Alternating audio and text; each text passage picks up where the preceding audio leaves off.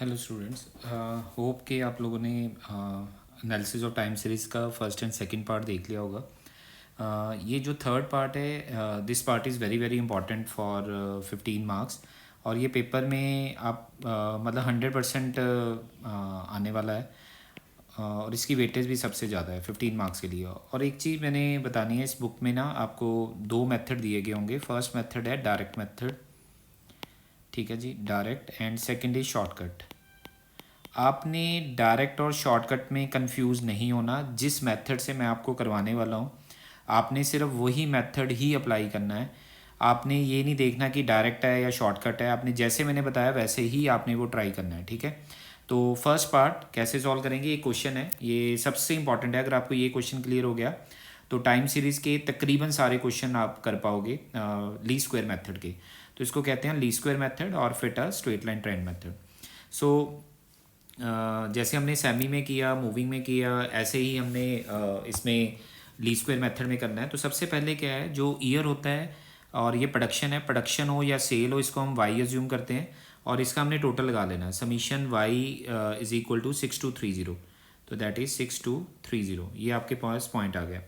अब दूसरा पॉइंट क्या है, अगर आप चेक करोगे यहाँ पर इस डाटा में एक चीज़ बड़ी डिफरेंट है, ईयर में गैप है। तो ज़्यादातर बच्चे पेपर में गलती क्या करते हैं, जब वो डेविएशन लेते हैं, क्योंकि हमें चाहिए होता है एक्स। एक्स कैसे आता है कि हमने ईयर में से किसी भी एक ईयर से डेविएशन लेनी है। फॉर एग्जांपल मैं डेविएशन ले रहा हूँ 1995 से। तो वो क्या करते हैं कि डिफरेंस तो देखते नहीं है, हमने डेविएशन ली, जैसे यहाँ पर आया -4 आ गया, -2 आ जाएगा, -1 0 1 2 3, और उनको लगता है कि ईयर कॉन्टीन्यूटी में है, हमने मिडल ईयर से डेविएशन ली तो इसका टोटल 0 आएगा। अगर आप चेक करोगे इसका टोटल 0 नहीं है, इसका टोटल 1 है। तो आपने चेक करना है क्या ईयर में गैप है या नहीं है, ठीक है। तो अगर तो गैप नहीं है, सेंटर ऑफ द ईयर से ले रहे हो, फिर तो टोटल 0 आ जाएगा, ठीक है। अगर गैप है तो कभी भी टोटल 0 नहीं आएगा, तो कोई ना कोई वैल्यू आएगी। अब ली स्क्वायर मेथड कहता क्या है, उसमें इक्वेशन होती है जिसको हम fit a straight line trend कहते हैं, that is y C is equal to A plus B x and summation Y is equal to n a plus b summation x and summation x Y is equal to a summation x plus b summation x square. Clear. So ये करने के बाद अगर हम check करें तो ये वाली जो इक्वेशन है जो पहले ऊपर दी हुई है, दिस वन, इसको हम कहते हैं annual trend equation. This is called annual trend equation. ये चीज़ आपने याद रखनी है क्योंकि ये आगे क्वेश्चन में आने वाला है कि एनुअल ट्रेंड इक्वेशन किससे कहते हैं। और ये बी जो होता है, बी को हम कहते हैं एनुअल चेंज, इसको हम कहते हैं एनुअल चेंज, ठीक है। सो अब आपने क्या करना है, जो जो डाटा है, जैसे समीशन वाई मैंने निकाल दिया, समीशन एक्स हो गया, ठीक है। एन क्या होगा, एन आपने काउंट करना है कि एन कितने हैं यहाँ पर। Here N is equal to 7 number of year, ठीक है। सो अब हमें क्या चाहिए, एक तो एक्स स्क्वायर चाहिए, एक्स स्क्वायर हम निकाल लेते हैं, दैट इज 16 4 1 0 1 4 एंड 9। तो इसका टोटल आ जाएगा summation x square is equal to here, so this value is 5, sorry, this value is 5 और दिस वन इज़ 25। तो ये वैल्यू आ जाएगी 51। तो नाउ हमें अब क्या चाहिए, एक्स वाई चाहिए। तो एक्स वाई हमने निकालना है, तो हम क्या करेंगे, ये आपका एक्स है और ये आपका वाई है, इन दोनों को आपस में मल्टीप्लाई कर देना है। तो अगर आप मल्टीप्लाई करोगे तो पहली वैल्यू आ जाएगी -3080। Now the next value is -1760 -940, ये वैल्यू 0 हो जाएगा। So plus 910, so this value is 1960 and this value is 4500। तो इसका टोटल हम करेंगे, सो टोटल आ जाएगा summation x Y is equal to that is 1590। Done. तो अब हमने क्या करना है, जो हमारे पास ये वाला जो डाटा गिवन है, ये जो इक्वेशन है, इसमें वैल्यू फिल करेंगे। तो हेयर समीशन वाई आपके पास डाटा गिवन है, so that is 6230, N is 7 7 A, और समीशन एक्स है 1 बी, ठीक है, 1 बी आ गया। तो दूसरा आ गया summation x Y is equal to 1590, that is equal to 1 A and next is 51 B. अब हम क्या करते थे, जैसे अगर आपको याद हो कि हम टेंथ में कुछ इक्वेशंस को इक्वेट करते थे, तो मैं क्या कर रहा हूँ, इस इक्वेशन को या तो मैं 51 के साथ मल्टीप्लाई कर दूँ, बी को अगर मैंने कैंसिल करना है, या अगर मैंने ए को कैंसिल करना है तो इसको मैं 7 के साथ मल्टीप्लाई कर देता हूँ, इसको 1 के साथ। जब आप इन इक्वेशंस को इक्वेट करोगे तो आपके पास ए की वैल्यू आ जाएगी। सो ए की वैल्यू आ जाएगी, मैं डायरेक्टली सॉल्व कर रहा हूँ, मैं इसको मतलब सॉल्व करके नहीं दिखा रहा हूँ।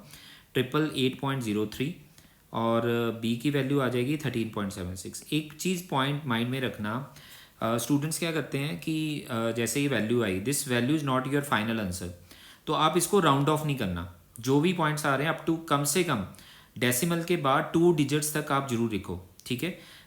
तो इसको प्लीज़ राउंड ऑफ मत करना, जो भी वैल्यू आ रही है इसको ऐसे लिखा रहने दो। तो उसके बाद जो भी वैल्यू आएगी आप यहाँ पर लिखोगे, तो हेयर जो आपकी एनुअल ट्रेंड इक्वेशन है इसमें आप वैल्यू को फिल करोगे, तो वैल्यू क्या बनेगी, Y C is equal to A is 888.03 plus 13.76x, ये आपकी एनुअल ट्रेंड इक्वेशन आ गई। तो ये पॉइंट क्लियर है कि हमने राउंड ऑफ नहीं करना। अब आपने क्या करना है, अब मैं जो पॉइंट बताने वाला हूँ प्रैक्टिकली वो आपने समझना है एक बार। तो यहाँ पर आप क्या करोगे, आप वाई सी लिखोगे, Y C is equal to here Y C is equal to A plus B X, जो हमने वैल्यू लिखी है ऊपर, ये वाली जो वैल्यू हमने लिखी है इसको हम यहाँ पर लिख देंगे और इसमें एक्स की वैल्यू फिल करते जाएंगे। ये वाली वैल्यू हमने ये वाली वैल्यू फिल करते जाना है इस वाली इक्वेशन में, ठीक है। सो जब आप फिल करोगे तो आपके पास वाई सी आ जाएगा, पहले वैल्यू आ जाएगी 832.99, तो इसको भी राउंड ऑफ मत करना अभी, 860.51, 874.27, now 888.03, now last is 901.79, 915.55 and 956.83। अब क्वेश्चन आता है समीशन वाई सी का हमने टोटल करना है। ये टोटल क्यों करना है, इसका टोटल क्या करते हैं हम, इसका टोटल 6230 आएगा, इस टोटल के इक्वल आना चाहिए। तो कहने का मतलब क्या है, summation Y is always equal to summation Y C. अगर ये आपका इक्वल नहीं आता है दैट मीन्स आपने कहीं ना कहीं कैलकुलेशन गलत की है। दूसरा पॉइंट, क्वेश्चन में आपसे कुछ पॉइंट पूछे जाएंगे that is called short term fluctuations.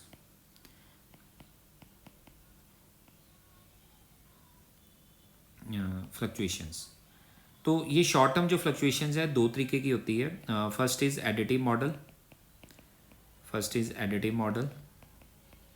Second is multiplicative model.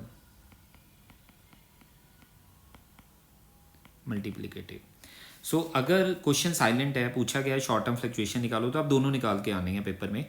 तो पहला क्या करोगे आप, this is Y minus Y C होता है, मतलब जो आपकी ओरिजिनल वैल्यू है और जो आपने ट्रेंड वैल्यू निकाली है, Y C means the trend value, ये मैंने वर्ड भी लिखा है ट्रेंड। तो इसका जो टोटल है ये हमेशा जीरो आना चाहिए, ये याद रखना आपने। और मल्टीप्लिकेटिव होता है Y divided by Y C into 100। ये हमें बताता है ये जो एडिटिव मॉडल है, एडिटिव मॉडल हमें बताता है कि वैल्यू में कितनी अमाउंट का, प्रोडक्शन का कितना चेंज है, मतलब 2 in 1000 टन्स, मतलब ये अमाउंट्स में बताता है। और मल्टीप्लिकेटिव क्या बताता है, इन परसेंटेज फॉर्म में, ये परसेंटेज फॉर्म में बताता है। सो ये तो एक पॉइंट हो गया कि हमने सॉल्व कैसे करना है, ए की वैल्यू कैसे निकालनी है, बी की वैल्यू कैसे निकालनी है। अब कुछ पॉइंट और पूछे जाते हैं क्वेश्चन में, जैसे मैंने पॉइंट ये कुछ लिखे हुए हैं, कुछ जनरल पॉइंट। अब जैसे पूछा गया what is the monthly increase in production, और दूसरा पॉइंट मैंने बताया था बोलना है, जब भी आपने फाइनल में पेपर में क्वेश्चन अगर किसी से चेक करना है तो हमेशा बी की वैल्यू देखनी है, ए की वैल्यू नहीं देखनी। क्या पता वो किसी और ईयर से डेविएशन ले, किसी भी ईयर से आप डेविएशन लो, बी की वैल्यू में कोई चेंज नहीं आएगा, बी की वैल्यू हमेशा सेम आएगी, हमेशा। क्लियर, ए की वैल्यू चेंज हो सकती है, बी की वैल्यू सेम आएगी हमेशा। सो अब न्यू पॉइंट आते हैं, what is the monthly increase in production. तो इसका आंसर होता है बी डिवाइड बाई 12। तो इसको लिखना कैसे है, दैट इज 13.76 डिवाइडेड बाई 12। तो जब आप इसको डिवाइड करोगे, फॉर एग्जाम्पल आपका आंसर आया 1.147, तो प्रोडक्शन इन 1000 थी, तो आप यहाँ पर लिख दोगे इन 1000 टन्स, ठीक है। तो ऐसे लिख के आपने छोड़ देना है, इसको आगे कुछ सॉल्व नहीं करना। सेकेंड पॉइंट क्या पूछा जाएगा कि convert the annual trend equations into monthly trend equation, ठीक है। सो एनुअल ट्रेंड इक्वेशन मैंने बताया था Y C is equal to A plus B X होती है, तो इसको मंथली में कैसे कन्वर्ट करना है, let Y C is equal to, आपका आंसर आया 888.03 एंड प्लस 13.76x तो इसको मंथली में कैसे कन्वर्ट करना है, तो इसको डिवाइडेड बाय 12 कर देना है और इसको डिवाइड बाय 144 करना है, ठीक है। सो इसको ऐसे ही लिखे रहने देना है, इसको आगे सॉल्व नहीं करना, बस इसका मतलब ही है कि इसको एनुअल से हमने मंथली में कन्वर्ट कर दिया। ऐसे ही अगर आ गया कि अगर हमने एनुअल ट्रेंड इक्वेशन को क्वार्टरली ट्रेंड इक्वेशन में कन्वर्ट करना है, तो एनुअल ट्रेंड इक्वेशन तो यही है, Y C is equal to A plus B x. तो आप क्या करोगे, so y C is equal to 888.03 plus 13.76 x, quarterly है तो divide by 4, a divide by 16 होगा, ठीक है। बस इसको ऐसे ही लिखे रहने देना है। Now next is shift the origin from 1995। This point is very important. 1995 क्यों लिया, क्योंकि मैंने जो डेविएशन ली थी वो 1995 से ली थी डेविएशन। अब मैं चाहता हूँ कि अगर कोई स्टूडेंट 2000 से डेविएशन ले रहा है, अब हम उसका आंसर वेरीफाई करते हैं।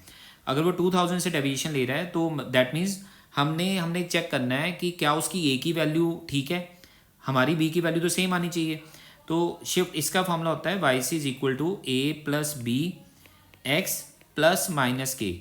अगर तो आप 5 साल आगे जा रहे हो तो प्लस करोगे, अगर 5 साल पीछे जा रहे हो लेट 1990 पे शिफ्ट कर रहे हो तो माइनस करोगे।